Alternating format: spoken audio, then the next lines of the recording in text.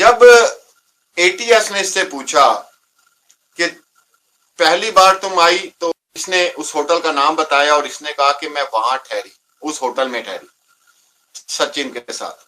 उसके बाद जब एटीएस ने दोबारा पूछा कि जब तुम दोबारा आई तो किस होटल में ठहरी एक रात, वहां पे ये कहती है मुझे होटल का नाम याद नहीं। यहां पे ये क्वेश्चन है कि क्या इंसान पुरानी बात भूल जाता है या नई बात भूल जाता है? पुरानी बात ही भूलेगा ना। अगर इसको पुराने होटल का याद है कि ये कहां ठहरी थी, तो नए होटल का इसको क्यों याद नहीं भाई? इसका मतलब ये होटल में नहीं थी, या ये नहीं बताना चाहती थी कि ये कहां ठहरी, किसके साथ ठहरी है। इसके साथ नेपाल में और कौन था, सचिन के अलावा कौन था? बात समझ आ रही है आपको? तो अब ये पूछना चाहिए था एटीएस को इससे कि अच्छा भाई तुम वो पहले जब आई थी वो वाला होटल का नाम तो तुम्हें याद है, अब जब रिसेंट नहीं आई हो उस होटल का तुम्हें याद नहीं है। क्यों याद नहीं है? इसलिए कि जब इंसान झूठ बोलता है तो एकदम से झूठ बना नहीं सकता, एकदम से झूठ बना नहीं सकता।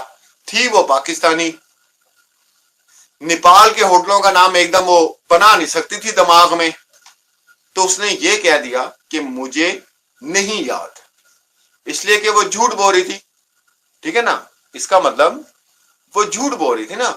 तमाम लोग यही बात करते हैं कि एटीएस रिपोर्ट जांच अभी चल रही है। लेटेस्ट भी अभी जो बातें की जा रही हैं वो इसी हवाले से की जा रही हैं कि एटीएस की जांच चल रही है। एटीएस भाई, एटीएस ने 1 साल पहले रिपोर्ट जमा करा दी थी डिस्ट्रिक्ट पुलिस के पास। ठीक है, 1 साल हो गया। अब मसला ये कहने का है कि डिस्ट्रिक्ट पुलिस के पास जो है वो ये डिले हो रही है। उन्होंने 3-4 महीने में जांच एजेंसी जो थी उसने 4 से 5 माह में अपना काम कंप्लीट कर लिया था। कंप्लीट करने के बाद रिपोर्ट प्रेस रिलीज भी हुई।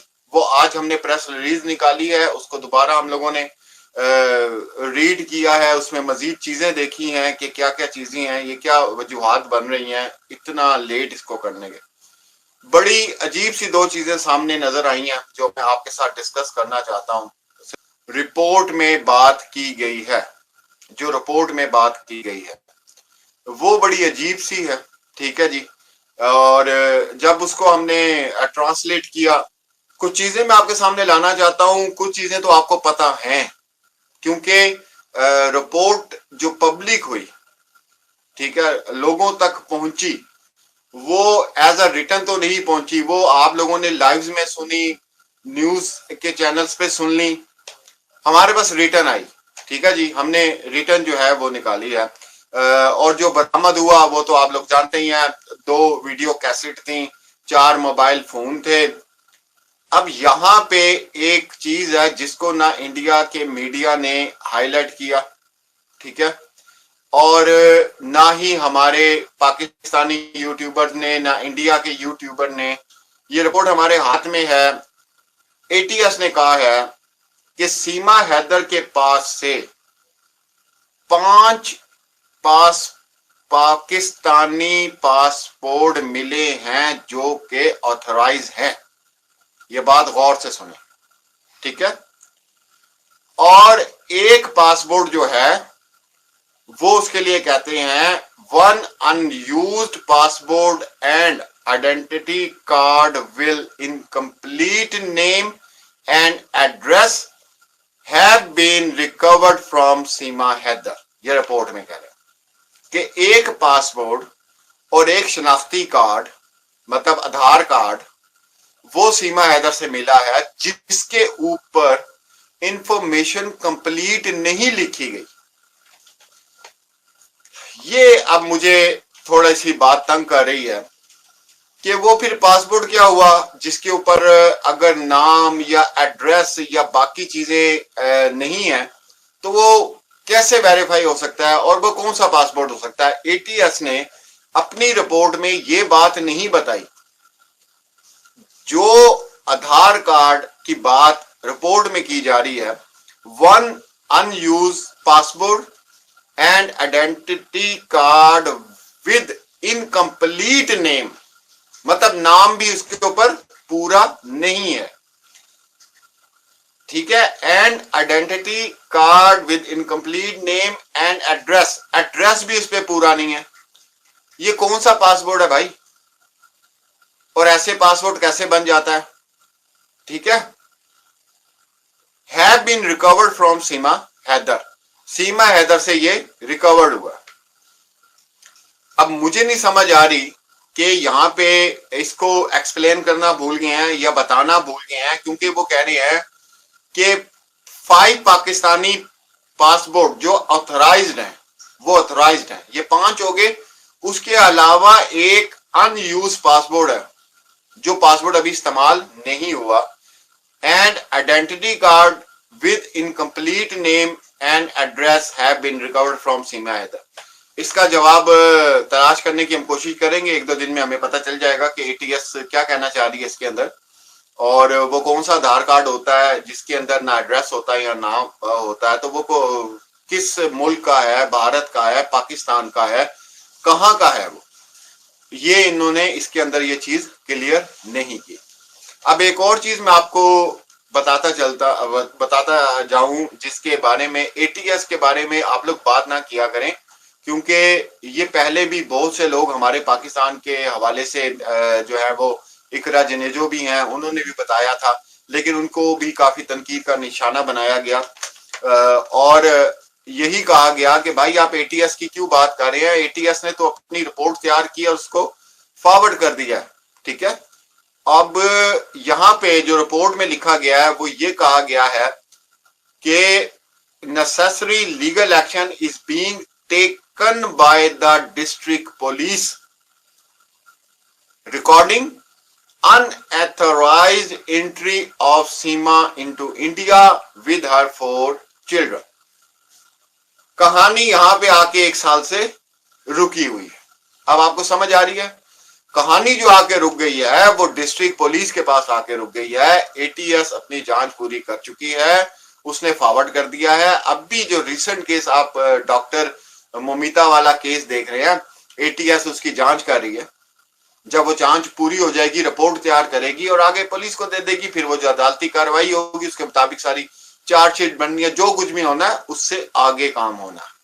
तो सबसे पहले तो तमाम लोग जो अभी तक भारत से और इंडिया से ना पाकिस्तान से अभी तक इसी बात पे अटके हुए हैं कि एटीएस क्या कर रही है, उसकी जांच क्यों नहीं पूरी हुई, भाई उसकी जांच पूरी हो चुकी है। अगर ये चीज आपको थोड़ी सी सर्च करनी पड़ेगी ट्विटर पर, और ANI न्यूज एजेंसी है इंडिया की और वेरीफाइड है, उन्होंने ट्विटर के अपने अकाउंट के ऊपर ये क्या कहते हैं जो रिपोर्ट है वो लगाई थी।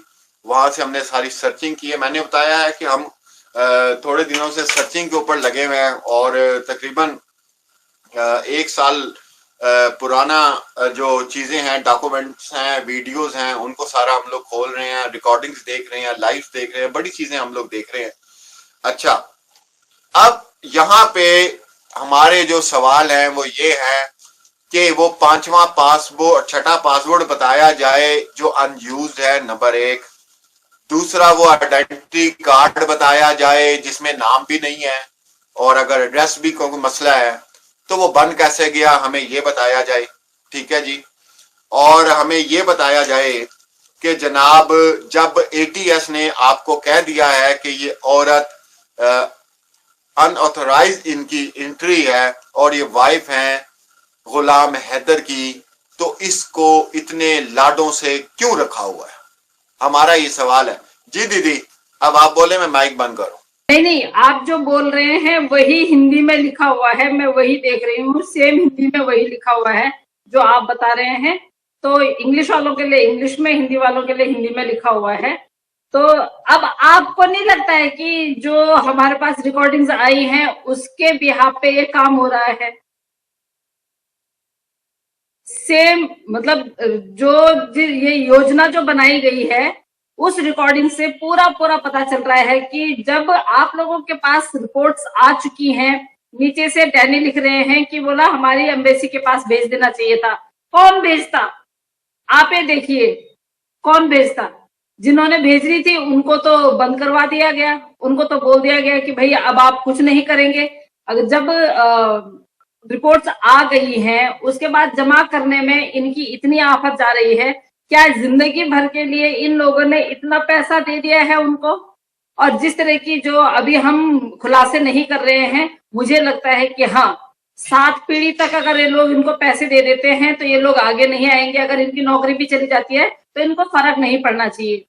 लेकिन अगर कुछ पैसों में, चंद पैसों में ये लोग अगर वो हो गए हैं, बिक गए हैं, तो इनकी तो नौकरी भी गई, इनकी तो वर्दी भी गई, और हो सकता है कि इनके उस पे ये ठप्पा लग जाए कि भाई इनके घर से किसी को सरकारी नौकरी जिंदगी भर नहीं मिलनी चाहिए। देखिए, हमारे आज भी जो इस केस से बहुत करीब लोग हैं उनसे भी मेरी काफी देर तक बात हुई, और हम लोग जो सबसे ज्यादा परेशान हैं, बार बार आप लोगों को इसी बात का कहते हैं कि हम वो जो 4 बच्चे हैं उनके लिए बहुत परेशान है। हम सीमा हैदर के लिए बिल्कुल परेशान नहीं, हमें उसकी कोई टेंशन नहीं है।